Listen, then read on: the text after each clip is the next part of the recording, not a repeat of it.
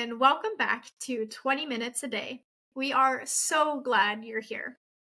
Last week, you heard part one of Sarah's interview with Niki, where they talked about funny language mistakes and language goals.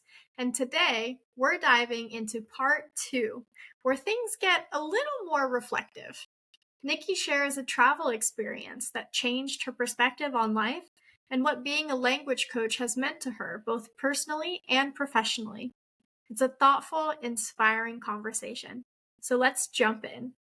What's a place you visited that completely changed your perspective on life? I would have to say Yap in Micronesia. I had a boyfriend who was Micronesian, and I went to his country twice. And Wow. it was a teeny tiny country in the middle of a cluster of countries that no one ever can even see on a map. And it was crazy to go to a place that I didn't even know existed previous to meeting this guy. And it was also a place that was a territory of, or it is a territory of the United States, but it's relatively uncolonized. I say relatively, there's a whole bunch of churches there. We know who that was. But yeah, there's not a lot of colonization, and they have been repeatedly occupied by all manner of people. Whoever had a boat and went by occupied them basically. So their language is a mixture of German, Portuguese, Spanish, Japanese, English, and their own words. So Wow.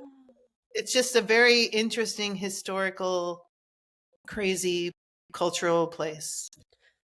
Wow. Yeah. Okay. So it's like like in the Pacific between like Japan and Australia area?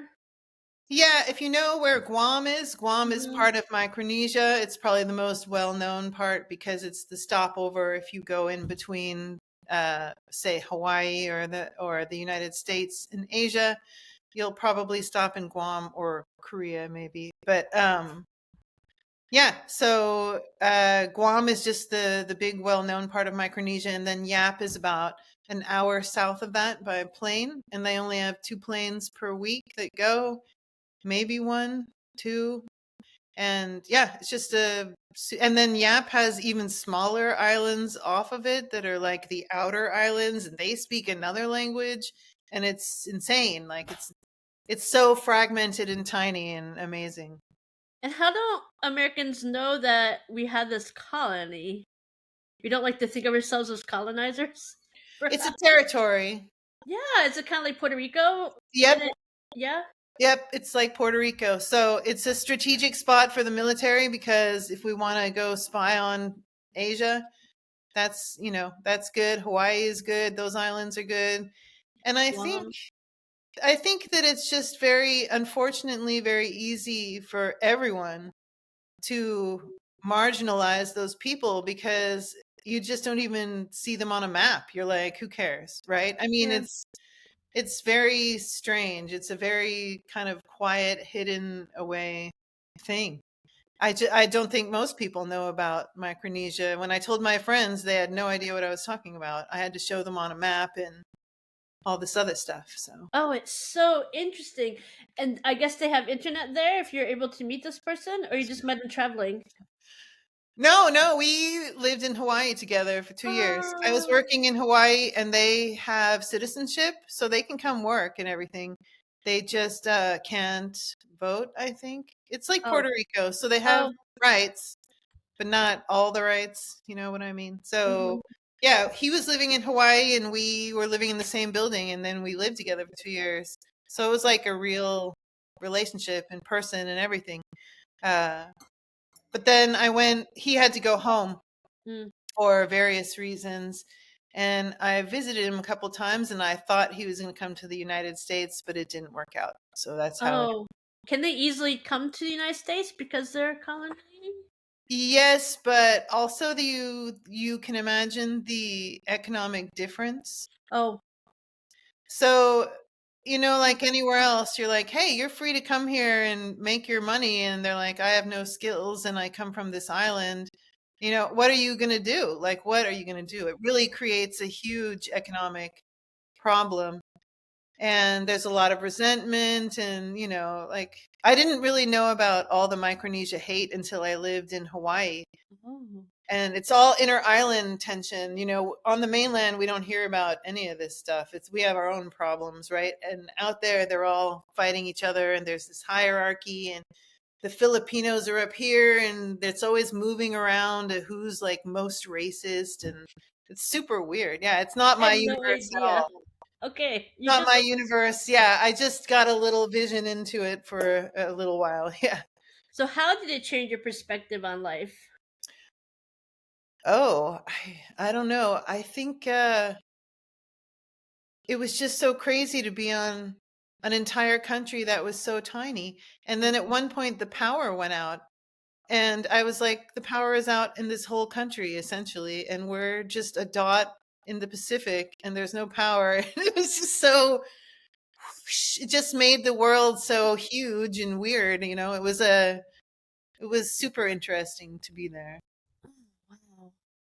Yeah, and your question about the internet, I remember one night we were looking for this local island drink, and you have to prepare it a certain way, and we were driving all over the island trying to find somebody to make this drink.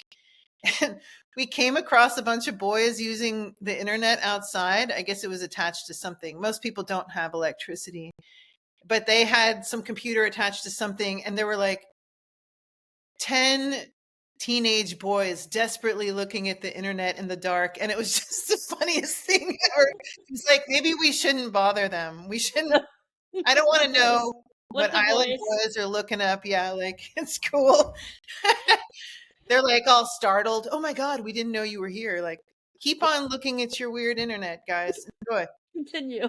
Continue Yeah, on. yeah. So it's, you can get like a stick that you can put Mm. into your computer and use the internet that way, and they have a tower, but they don't have like Wi-Fi like we know it. So, how has language coaching impacted your life, either professionally, personally, or both? Um, I have really enjoyed having the international window to all news everywhere and a very raw, personalized version of the news. Um, Not really trustworthy, the news sources we've got going on sometimes. So I love that I have access to people who are in these cultures and live this life, and they Mhm, can tell me their real lived experiences. I think mhm. that's great. It's almost like being an investigative journalist sometimes, which was my other career choice. So Oh. no, it wasn't really. No, it's my niece. She's going to be the investigative journalist. But Ooh. there's that, and then I also like the travel aspect, of Mhm. course. I like that I can go basically anywhere, especially because I'm not married and I don't have kids. I can just go to another country and hang out there and teach for a while. It's amazing. Yeah, you travel a lot. I try. Yeah. I mean, Not so much these days, but Oregon's not really traveling. So, it's kind of traveling. For us on the East Coast, Oregon is wonderful. We wish we were all there, except on no, you rainy don't. days. Look, it's the It's same. rainy. It's like Canada. It's raining and cold right now. Yeah. It'd be like going next door. It's not that exciting. Well, we have like a few feet of snow in front of me. I wish I had green grass and not a few feet of snow. I can't show you because I'd have to flip it around, but there's a Right. lot of snow out there. I It's a, trust you. I trust a you. lot. Yeah. What do you find the most rewarding about coaching and helping people acquire a new language? Well, with beginners, I like watching them be able to finally communicate Mhm, themselves and express themselves to other people, to mhm. me, to other students. I think that's really rewarding. It's like watching a little flower open up almost. Meow. And like one petal will come out, and you're like, let's get that other petal the next week. It's just so cute. I really like it. And there's so much joy in it. I've Mhm, experienced a lot of joy, especially from my older adult mhm. students who are just so excited to have this new skill that allows them to do something they didn't think was possible before. It's really rewarding. Yeah, really cute. And with my advanced students, it's mostly about confidence, Mhm. which is fun. It's always fun to build people's confidence. It's always amazing to me that these advanced and intermediate speakers, who I would say spoke better English than my Spanish by far, can totally communicate just fine, but they're terrifying. Yeah. Because they're afraid to actually use the language. And so it's great to show them that they can use the language. They're really good, usually. Like they have nothing to worry about, maybe 2 words mispronounced, So it's cool to give them that gift. It's sad because once you give them that gift, they're like, don't need you, bye. But you're like, come back with more gifts. Yeah. But it's beautiful that gift of both gifts, like the gift of saying, "Oh, here's a new word. I just learned something new. I developed a new skill." Or, Right. wow, now I'm confident enough to go use what I have. I can talk on the phone. I'm gonna pick up that phone this time, and I'm gonna do it. Like that's a big deal. I Really. love it when my advanced or intermediate students tell me that they had a phone call in English and it went really well and they were surprised. It's so cute. It's like, you could do it. Yeah. You can do it. We believe in you. We know you can do it. Yeah, totally. It's just all about cheerleading them and so they can come into their own, basically. Yeah. And that's all we have time for today. Thank you so much for listening. Sarah and I loved hearing Niki's stories and insights, and we hope you found this episode as meaningful and inspiring as we did. There's still great conversations coming up in our bonus series, so make sure to like and subscribe so you don't miss a single episode. See you next week!